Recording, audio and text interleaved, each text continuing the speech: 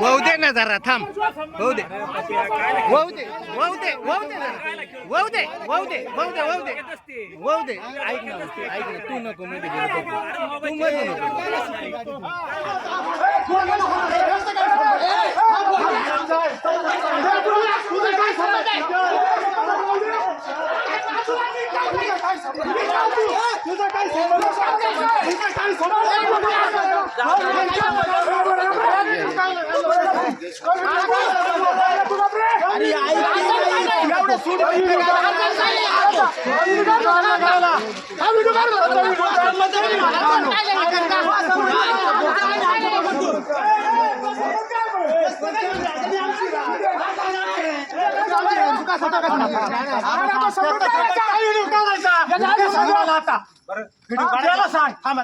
काल संध्याकाळी 8 वाजता मी शिंगवेच्या स्टँडमध्ये बसलेलो असताना गावची घाटानिमित्त गावची 2 दिवसाच्या वर यात्रा आहे, त्यामध्ये बैलघाटाच्या संदर्भामध्ये काही लोकांची स्टँडला मीटिंग चालू होती. ती मीटिंग चालू असताना अचानक नितीन तुकाराम मावळ जे भीमाशंकर सहकारी साखर कारखान्याचे संचालक आहे ते व त्याच्या समितीतल्या 4 ते 5 जणांनी तेथे भांडणे करायला सुरुवात केली असताना मी त्याचा एक सजग नागरिक या नात्याने व्हिडिओ शूटिंग काढायचा प्रयत्न केला की भांडणाचं रूपांतर अति कशात व्हायला नको म्हणून मी शूटिंग काढायचा प्रयत्न केला. त्याच्यानंतर मी माझा मोबाईल आतमध्ये ठेवला.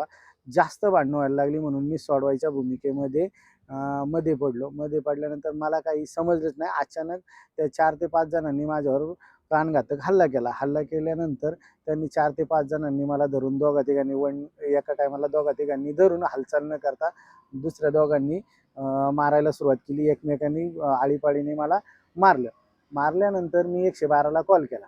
112ला कॉल केल्यावर पोलीस स्टेशनची गाडी आली आणि ही घटना 8 सव्वा 8च्या दरम्यान घडली. मी तिथून पुढे म्हणून पारगाव पोलीस स्टेशन हद्दीमध्ये आमचं गाव येत असल्यामुळे पारगाव पोलीस स्टेशन हद्दीमध्ये गेलो आणि मी जी घटना झाली ती तेथील जे PSI ड्युटीवर हजर होते ते PSI आणि ठाणे अंमलदार यांना मी सांगितलं.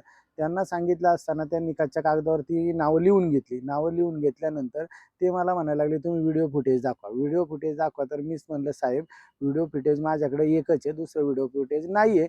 माझ्यावर हल्ला केला, आता मीच माझं सर्व पुरावे देऊ का? तुम्ही माझं काय ऐकून घेणार आहेत का नाही घेणार आहेत? तर साहेब मला बोलले की तुम्ही व्हिडिओ फुटेज दिल्याशिवाय मी काही गुन्हा दाखल करू शकत नाही. त्याच्यानंतर मी व्हिडिओ फुटेज मागवले. तिथील पत्रकाराकडे एकाकडे ना व्हिडिओ फुटेज होते, त्याच्याकडून ते मागवल्यावर साहेबाला दोन्ही व्हिडिओ फुटेज सोडले. साहेबांना म्हटले या फुटेजमध्ये स्पष्टरित्या माझ्यावर 4 जणांनी हल्ला केला हे दिसतंय. दरम्यानच्या काळात माझ्या खिशामध्ये शुक्रवारी मी यात्रेनिमित्त कॅश काढली होती, तर ती कॅश माझ्या खिशामध्ये 28,000 अवेलेबल होती आणि माझी हातातली सोन्याची अंगठी ही पडली. मी साहेबांना सांगितलं मारझोड करताना त्यांनी ती काढून घेतली. त्यांनी ऑलरेडी माझं शर्ट काढलं होतं, ते व्हिडिओमध्ये दिसत होतं की माझ्यावर हल्ला चाललेला आहे. त्यांनी मला म्हणजे गावामध्ये परत यावा नाही किंवा स्टँडला परत लोकांच्या समोर अपमान व्हावा या प्रकारे वर्तन केलं होतं.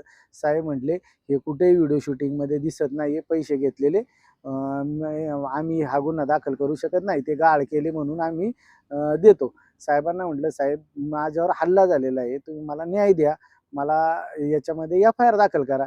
साहेबांनी त्याच्यावर नॉमिनल NC दाखल केली. NC दाखल करून मला ह्या सर्व प्रक्रियेमध्ये साधारणतः 2 तास गेले आणि 12 वाजता ती NC दाखल झाली. समोरचा जो कार्यकर्ता होता तो समोरचा कार्यकर्ता राष्ट्रवादी काँग्रेस पक्षाचा जबाबदार शिंगव्यातला नेता होता आणि तालुक्या पातळीवर तो नेतृत्व करतो. त्याच्या दबावापोटी सत्ताधाऱ्यांच्या दबावापोटी गुन्हा दाखल करायला टाईम झाला आणि गुन्हा हा NC मध्ये दाखल झाला. NC मध्ये दाखल करून मला 12 वाजता त्यांनी बोलवण केली. मला त्यांनी मेडिकलचं हे दिलं, मेडिकलचं कागद दिला. तर मी साहेबांना एवढं पण म्हणत होतो की मंचरला जायला 22 किलोमीटर इथून अंतर आहे, 18 ते 20 किलोमीटर. वाघाची भीती आहे, मला मंचरला तुम्ही कोणीतरी घेऊन चला. पण ते म्हटले तुम्ही जाऊन तुम्ही मेडिकल करा. मग मी तसाच घरी गेलो. घरी गेल्यानंतर सकाळी मी मेडिकल केली आणि रात्रीच माझ्यावर दबाव येत होता की एन-सी तुम्ही मागं घ्या, पोलीस केस मागं घ्या. साहेबांनी त्यांना थोडंसं त्यांच्या बाजूचं फेवरचं हे केलं आणि मला काही न्याय दिला नाही.